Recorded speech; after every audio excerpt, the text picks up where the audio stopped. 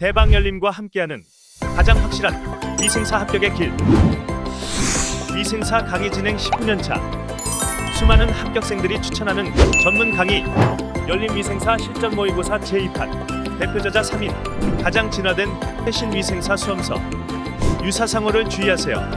대방열림. 안녕하세요. 대방열림고시학원에서 위생사 환경위생학, 위생곤충학 담당하는 이승훈입니다. 반갑습니다.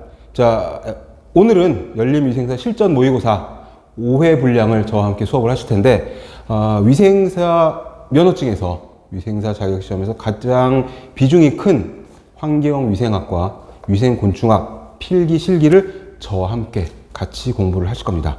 우선 1회 환경위생학부터 먼저 들어가도록 하겠습니다. 진도는 시간 순서에 맞춰가지고 1회, 2회, 3회, 4회, 5회 이런 식으로 나가고요. 필기, 실기 이런 식으로 진도를 나가도록 하겠습니다. 그래서 1회에 필기 먼저, 그 다음에 1회에 실기, 3교시 실기하고 그 다음에 2회 분량 나가도록 하겠습니다.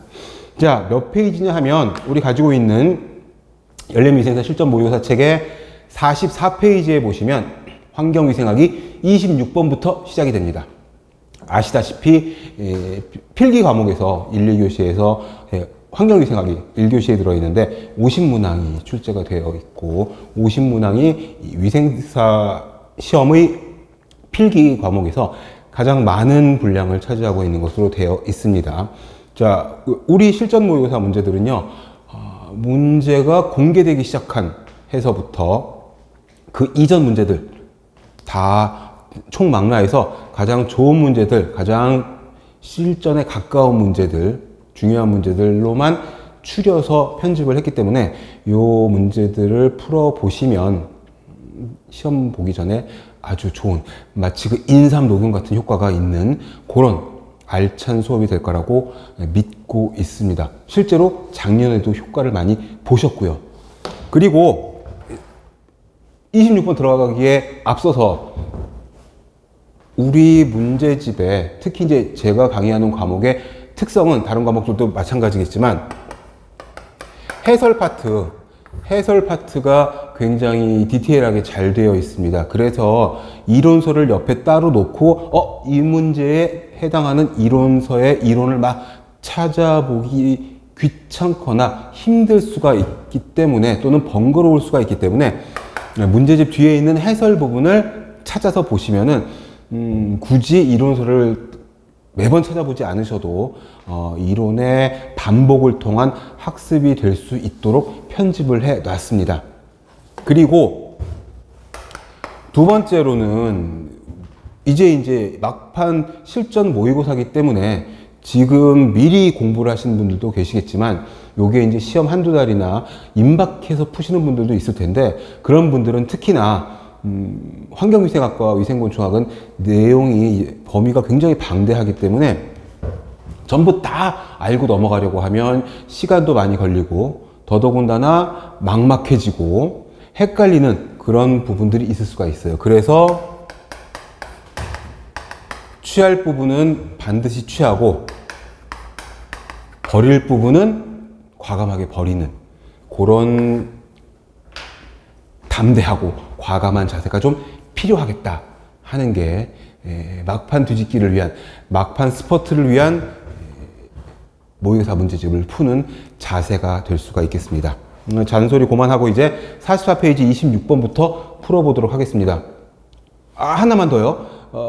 위생사 시험이 면허증을, 위생사 자격을 주기 위해서 만든 시험이기 때문에 아시다시피 문항이 그렇게 많이 어렵다거나 난이도가 굉장히 높다거나 굉장히 지엽적인 부분이 나온다거나 하는 것들은 굉장히 극소수의 문제예요. 그리고 아시다시피 60%만 득점을 하게 되면은 자격을 취득하는 거기 때문에 요 2번 사항을 그래서 말씀드린 건데, 간혹 작년에 그랬고 재작년에 그랬고 문제가 국시원에서 문제가 공개된 작년 재작년의 경우에 보면 특히나 굉장히 지엽적인 파트에서 굉장히 디테일한 문제가 출제가 됐었어요. 니네가 혹시 여기까지 공부했겠어? 하는 그런 부분들은 버리셔도 돼요. 그런 부분들이 전체 위생사 시험 문항 중에서 한 문제 또는 두 문제이기 때문에 그런 부분들은 과감하게 우리가 버리셔도 나머지 부분들에서 60% 이상 취득해서 득점을 해가지고 우리가 합격을 하는 데는 거의 문제가 없을 겁니다. 이제 진짜로 문제로 들어갈게요. 44페이지 26번 환경위생학 첫 번째 문제입니다. 1차적 환경 중에서 생물학적 환경 요소로 옳은 것은, 이건 너무너무 쉬운 문제죠. 이건 거의 중학교 1학년 정도 수준의 문제라고 볼 수 있어요. 근데 실제로 이게 가장 최근에 출제된 문제 유형이라는 거죠. 자, 이거는 뭘 말하는 거냐면은 생물학적 환경, 그러니까 어떻게 생명을 갖고 있는 그런 환경을 찾으라는 거죠. 빛, 대기, 진균류, 방사선, 위생시설. 이 중에서 3번의 진균류는 미생물을 말하는 거죠. 미생물 중에서 진균은 뭘 말하는 거죠? 곰팡이 종류를 진균류라고 표현을 합니다. 그러면 빛이나 대기나 방사선, 위생시설들은 다 생명력을 가지고 있는 것들이 아닌 그냥 일반 환경이죠. 일반 환경인데 진균류는 뭐다? 미생물이기 때문에 생명을 갖고 있는 생물학적 환경이 된다. 아주 1차원적이에요. 그런데 너무 이제 긴장을 하거나 시험장에서 긴장을 많이 했거나 아무래도 긴장이 되죠. 1년에 한 번밖에 없는 시험이고 응치료도 꽤 비싼 편에 속하고 막 이러니까 긴장을 한 나머지 이게 뭘 물어보는 거지? 긴장을 한 나머지 오답을 겪는 수가 되게 많이 있습니다. 그래서 차분하게 쉽게 생각하시고 한 글자 한 글자 문제를 또박또박 읽으시고 이 문제에서 원하는 질문이 뭔가 생물학적 환경, 뭐 생명이 있는 걸 찾으라는 건가? 보기를 딱 보니까 생명력을 갖고 있는 것들은 얘밖에 없는 거네. 그럼 진균류를 골라주시면 됩니다. 물론 여기 곰팡이, 세균, 뭐 바이러스, 바이러스는 애매할 수 있어요. 바이러스는 생명력이 있다 없다 좀 논란이 있으니까 만약에 곰팡이 말고 세균 이렇게 나왔어도 그걸 정답으로 고를 수가 있습니다. 효모도 마찬가지. 자, 그래서 26번은 3번이 정답이 되고요. 27번 환경호르몬. 환경호르몬 문제는 매년 한 문제 이상씩 출제가 됩니다. 그렇기 때문에 이 부분은 좀 중요 표시를 해두시고, 환경호르몬의 4가지 작용이 있어요. 환경호르몬의 4가지 작용은 어떤 것들이 있느냐 하면, 환경호르몬은 사실 공식적으로 인정된 용어는 아니고요. 내분비계 교란 물질이 맞습니다. 우리 몸의 내분비계를 교란시키는 물질이다. 그래서 첫 번째는 봉쇄작용이라고 하고, 두 번째는 유사작용, 세 번째는 촉발작용이라는 게 있고, 네 번째가 간접 영향작용이라고 해서 이 4가지를 기억을 하셔야 되는데, 문제에서 묻는 것은 뭘 말하는 거냐 하면은 정상 호르몬을 차단해서 막아서 본래의 기능을 발휘하지 못하도록 하는 것은 블로킹, 봉쇄 작용이 됩니다. 봉쇄 작용, 봉쇄 기능, 봉쇄만 들어가 있으면 되고, 혹시라도 해설에도 나와 있지만 뒤에 혹시라도 이게 한글로 안 나오고 조금 약간 어렵게 난이도를 조정해서 영문으로 나올 수도 있으니까 이것도 같이 알아두시면 도움이 될 겁니다. 봉쇄는 차단하는 것이기 때문에 블로킹. 유사는 비슷한 작용을 하는 거예요. 특히 또 정상 호르몬과 비슷한 정상 호르몬과 유사한 정상 호르몬을 흉내내는, 그래서 미믹, 흉내낸다는 뜻이죠. 촉발작용은 뭔가 다른 기능을 일으키게 만드는 거예요. 그래서 이거는 영어로 트리거라고 합니다. 트리거는 총의 방아쇠를 말하는 거예요. 방아쇠를 당기면 쾅 총알이 나가니까. 간접영향작용은 영문으로 안 되어 있습니다. 그래서 요 4가지 꼭 기억을 해주시고, 예전에는 요거 빼고 블럭, 미믹, 트리거 요 3가지 작용만 있었는데 몇 년 전에 간접영향작용이 추가가 됐어요. 정답은 27번에 2번이고요. 요 4가지의 EDC라고 하죠. 내분비계 교란물질.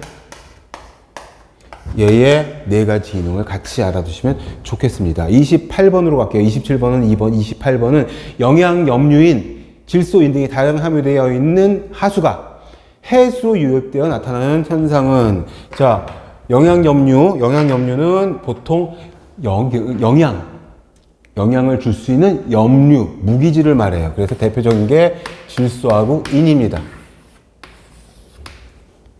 요 두 가지 무기질이 바닷물에 많아가지고 유해 플랑크톤을 많이 증식을 시키면 적조라고 하고요.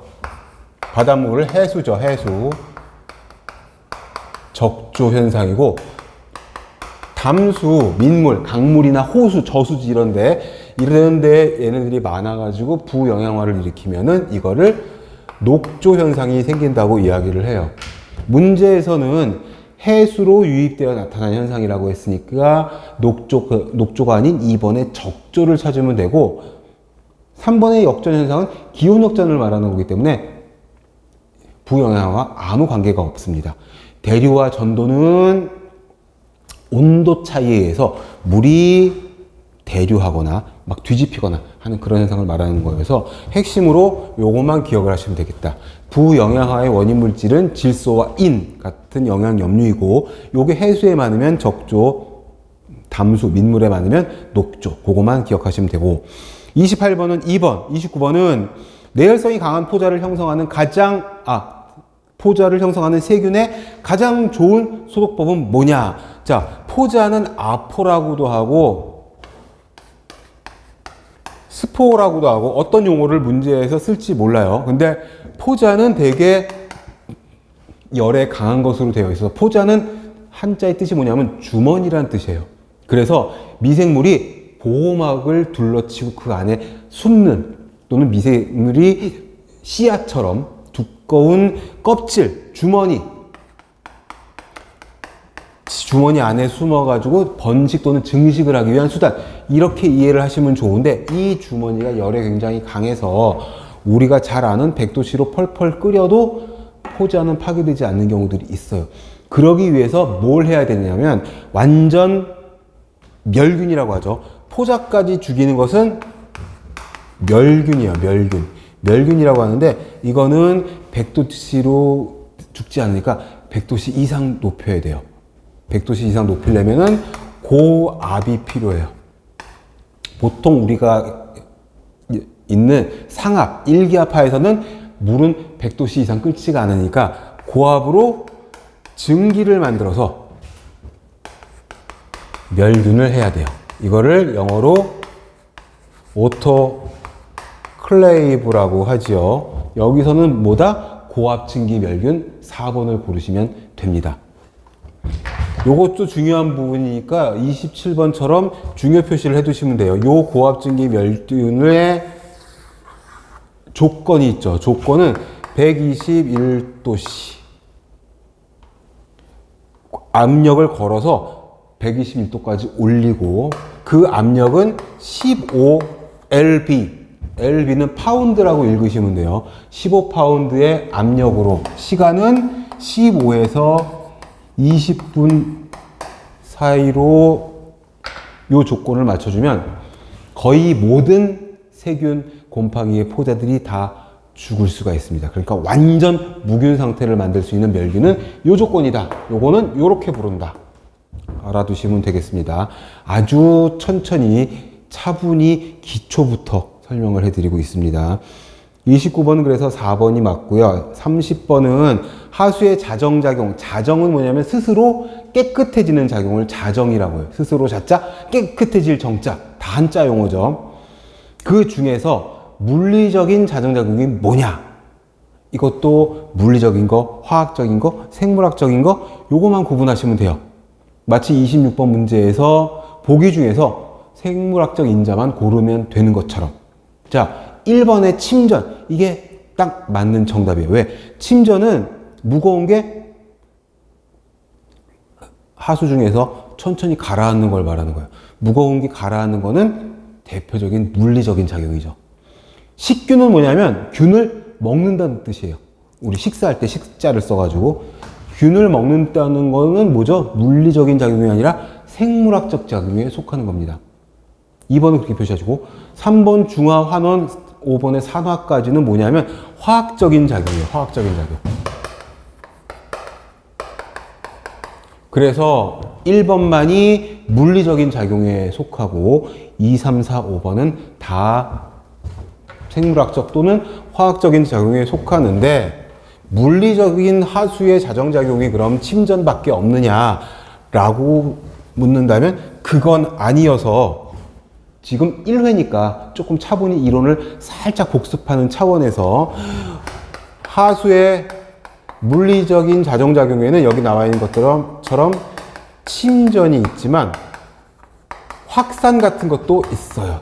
오염물질이 확 퍼지는 거 또는 혼합, 섞이는 거, 이것도 물리적인 작용이에요. 화학적인 작용이 아닙니다. 그 다음에 운반이라든지 또는 하수가 여과가 된다면 여과 역시 물리적인 작용에 속해요. 그러니까 침전 하나만 외우지 마시고 물리적 작용이 여러 가지 더 다른 개념들도 있다는 걸 같이 알아두시면 도움이 될 것 같습니다. 30번은 1번이고요. 그 다음에 31번 미세한 입자 제거를 위해서 원수를 원래의 물이죠. 원래의 물을 두꺼운 모래층에 통과시켜서 부유물을 제거하는. 자, 두꺼운 모래층에 물을 통과시키는 목적은 뭐냐면 여과를 시키기 위해서 그래요. 우리 정수기 같은 데 보면 정수기에 필터 있잖아요. 정수기에 필터가 하는 역할이 가장 큰 역할은 여과입니다. 여과. 그러니까 모래가 정수기에 필터 역할을 하는 거죠. 드립커피 같은 걸 내릴 적에도 어떻게 여과지를 대고 거기다 간 커피를 놓고서 물을 부으면 어떻게 커피 알갱이는 여과지에 남아있고 커피만 바닥으로 떨어지잖아요. 여과입니다. 여과. 부상. 31번 보기 1번에는 부상 떠오르게 만든다는 뜻이고요. 소독은 말 그대로 균을 죽인다는 뜻이고 응집은 뭉치게 한다는 거고 중화는 pH가 높으면 낮게, 낮으면 높게 해서 중간 정도로 맞춰준다는 요건 화학적인 내용이 되는 거기 때문에 정답은 2번에 있는 여과가 됩니다. 여과. 여과는 그리고 물리적인 작용에 속해요. 이것도 같이 적어두시면 좋습니다.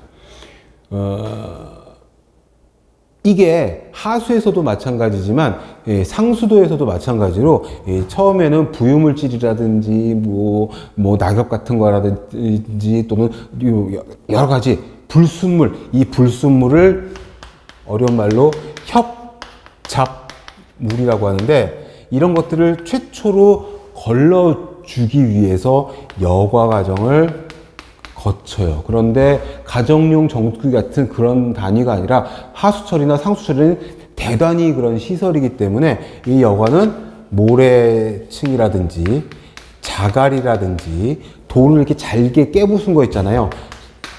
쇠석이라고 하는데 이런 것들로 필터층을 만들어 가지고 이렇게 모래층, 자갈층, 쇠석층 이런 것들을 만들어 가지고 통과시키면은 물은 통과되고 이런 데에 이제 이 협점물 같은 것들은 걸러지는 효과가 있죠. 그게 이제 여과 과정이 됩니다. 쉽지만 자주 나오는 문제고 이게 실전 위생사 시험과 난이도가 거의 동일한 문제들입니다. 어렵지 않죠.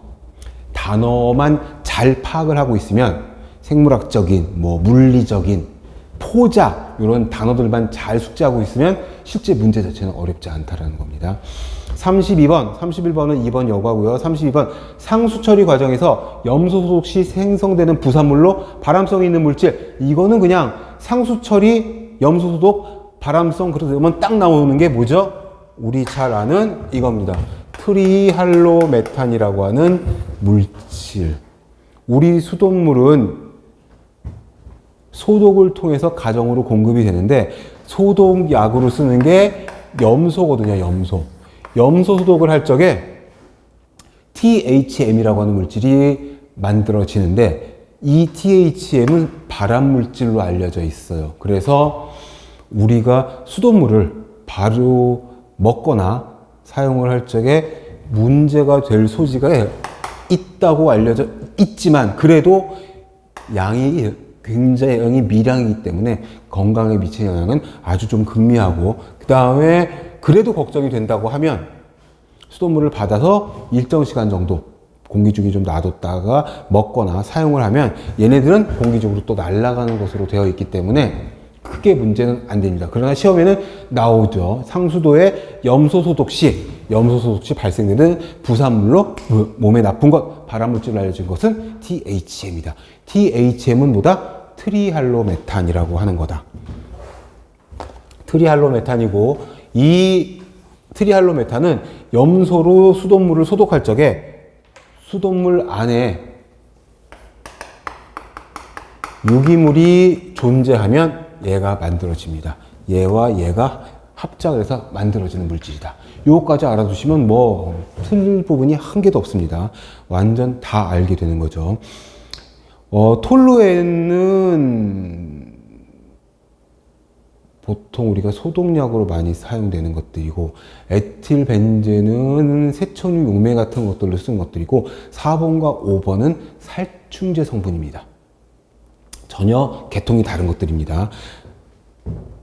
32번도 실제로 출제가 되었었던 기출 변형 문제들입니다.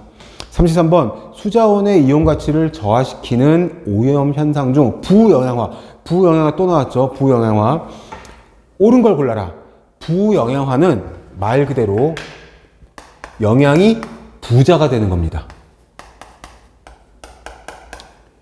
영양이 부자가 되는 건데, 영양 성분인 질소와 인이 많아서 부영양화가 되는 건데, 그러면 플랑크톤, 물속에 살고 있는 미세 조류들, 플랑크톤이 많이 생성이 돼요. 플랑크톤이 많이 생성돼서 아까 뭐라고 그랬죠? 해수에는 적조나 담수에는 녹조가 생긴다고 했는데, 이 적조나 녹조는 우리 눈에 다 보이는 것들이잖아요. 그러니까 당연히 어떻게 투명도가 낮아지겠죠. 물이 투명해야 맑은 물인데, 부영양화에 의해서 적조나 녹조가 생기면 물이 뻘겋게 또는 물이 녹색으로 변해버리면 투명도가 낮아지는 거죠. 잘 생각하셔야 돼요. 용존산소가 증가할 수가 없어요. 용존산소는 감소해요. 왜? 부영양화가 생기면 적조 생물이나 녹조 생물 같은 것들, 이게 다 플랑크톤, 조류들인데, 얘네들은 다 산소를 소비한단 말이죠. 얘네들이 산소를 소비하게 되면 용존산소라는 건 뭐죠? 용존산소는 물에 녹아서 존재하는 산소를 말하는 건데, 이게 떨어져요. 산소 소비가 많아지니까. 그러니까 쉬운 문제인데, 이거 잘 왔다 갔다 화살표 잘 생각하셔야 돼요. 수온이 낮을 때 아니죠. 수온이 높을 때 미세 조류들이 잘 증식. 왜? 추우면 사람도 싫어하지만 미생물도 살기 싫어지니까. 4번, 식물성 플랑크톤의 수가 증가한다. 이게 맞는 말이죠. 플랑크톤의 수가 증가하는 거. 영양물질이 부족할 때 아니지. 영양물질이 많을 때. 부영양화는 이런 영양물질이 많이 유입됐을 때. 어떨 때? 유기물 같은 것들을 바다나 강이나 호수 같은 데로 막 방류하면 생활하수, 축산폐수 이런 것들이 막 환경오염을 고려치 않고 막 바다나 연안 해역이나 또는 강이나 저수지, 호수로 막 흘려보내면 이게 많아지는, 생활하수라든지 축산폐수라든지 이런데 이런 것들이 많이 들어있으니 많이 생길 거고, 산소 소비량이 증가할 거고, 그런 거를 물어보는 겁니다. 그렇기 때문에 33번은 플랑크톤의 수가 증가한다. 이게 맞는 정답이 되고요.